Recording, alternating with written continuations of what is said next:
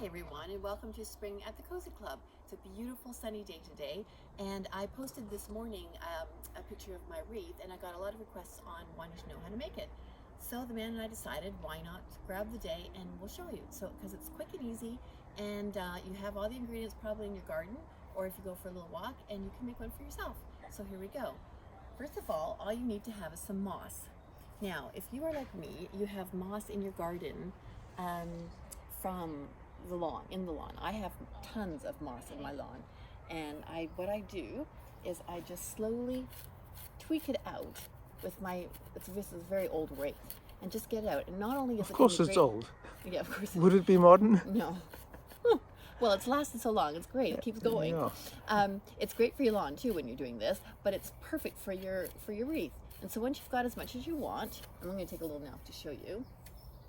It's like that, and it's perfect. It's perfect for the base of your wreath. So come along with me, and I'll show you what to do. Come on.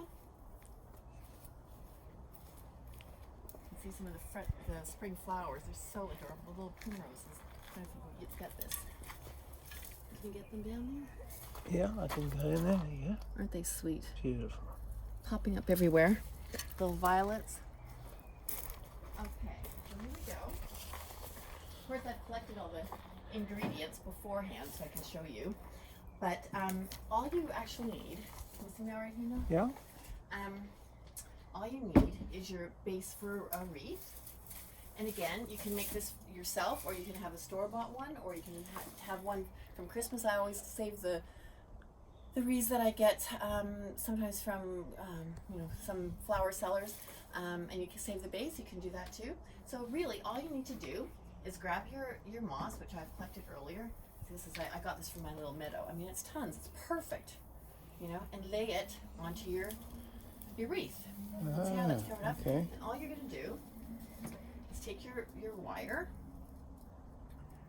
and twist it on. I mean, it couldn't be simpler. Now, of course, all you have to do is decide how thick you want your moss to be.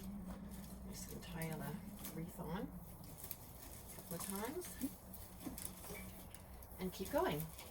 And leave the wire onto the reel and roll it as you go. And then you just keep adding on your moss. How much you want, or as little as you want. Now, I like it quite thick because due to Oasis that people used to use for wreaths, it's terrible for the environment, so you don't want to use that anymore. And if you use tons of this moss, thick. It's as good. Well, it's as good. It's prettier. Maybe even better. Well, it's way better for the environment. Yes. And you just keep adding it on, and see how you're getting your beautiful wreath shape from your moss. And that was from Look your at lawn. that. And you will end up with one that looks like this.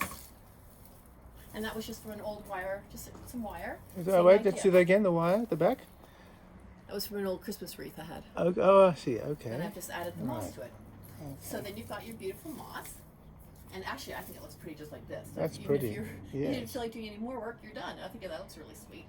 But if you want to add some pretty blossoms, then you go out and you pick some blossoms from your garden or for wherever you're allowed to pick. Also pick some forsythia. And because you've got your moss, you just make a little hole with your finger and stick it in. I mean, it couldn't be simpler. You could also, if you want to, if you feel like spending more time, you can grab some wire and make bunches and make it thicker. But I tend to just do it like this because it's quick, and I like to change things, as you all know. As we all know. And Story of my life. and then you can always change it and make a new one. When you take nice big thick ones, stick it in there. This is actually really nice and thick. That's pretty. What's the name of that flower? Well, luckily, my lovely flower farmer Sophie from Sussex Meadow, and I think Homespun Sue also told me this morning. It's called Viburnum. I could not remember the name. Viburnum with a V. Yes, and it smells so beautiful, and it's blossoming everywhere right now. And I also love these are from privet hedge, and that lovely fresh green. You stick that in there, and then also where's this? The ones that are just about to blossom, or just about the leaves are just about to come out. I love them when they look so twiggy like that. And stick that in as well. Make a little hole and stick it in. And then if you just keep on going, they stay in. Look at that, huh? You know, and then you spritz the whole thing with water, if you want, or dunk it in water and let it drip dry, and then hang it on your door. And you've got a beautiful, beautiful wreath. I'm just so easy. Okay, let me just pan. Oh, what's that? Spring. Are those vintage blocks, Chris? Yes, they are. Oh, should have known that. Oh, but I have to tell you guys this story. Okay. I may have mentioned it before. Can you come over Where'd here? you get this Bars daffodil box? That's rare. That I got from lovely Sue at a fair. Gosh, I can't remember where it was. It was a long time ago, though. Isn't it gorgeous? it? It's beautiful. Yeah. It's wonderful. Okay. Okay. But this, I don't know. When we were in January, we went for a walk, as we were all doing. Hey, Whoop, you okay? that's the rake. Careful with your rake. And there it falls Anyway, again. Only one take, ladies and gentlemen. Anyway, so here, there were some gardeners at some house up the road, and they were doing a huge clear out. And I just looked at these lovely branches. They had no blossoms or anything on it. They didn't look alive. And I asked them if I could have it, and they said, of course. So I brought it back because I wanted to put some lights on for Christmas. So that's what I did. I put it in a bucket with some water, recut the stems, and put it in there. And I thought perhaps they would do something in the spring. Well, look at what it was. They're all pussy willows. I mean, can you believe it? I mean, how adorable And is they all that? blossom white, beautiful. Yeah, they're all gorgeous, and soon they're all going to be even bigger. But And I have isn't to that- say, at night with the lights, they yeah, look really can lovely. can you see it? Yeah. It's, going through. The whole thing, it's so sweet. Yeah, so I That's never want to pretty. throw anything away. No. But I just wanted to show And you. hold on, the wreath you used, isn't that grapevine that we had? Is that Oh from yeah, the grapevine? but Can you see the grapevine? not really, because it needs to grow a little bit yet. Okay.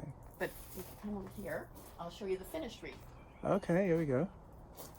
which you've seen. It's in my Instagram today, but and this won't be up until probably tomorrow, the next day. But you want to follow Okay, me? I'm following you. Don't get the lavender hedge. It's looking rather sad. Okay, I'll try not to. So here, it's really sunny here too at the moment. It is very sunny. Anyway, so that's your finished wreath.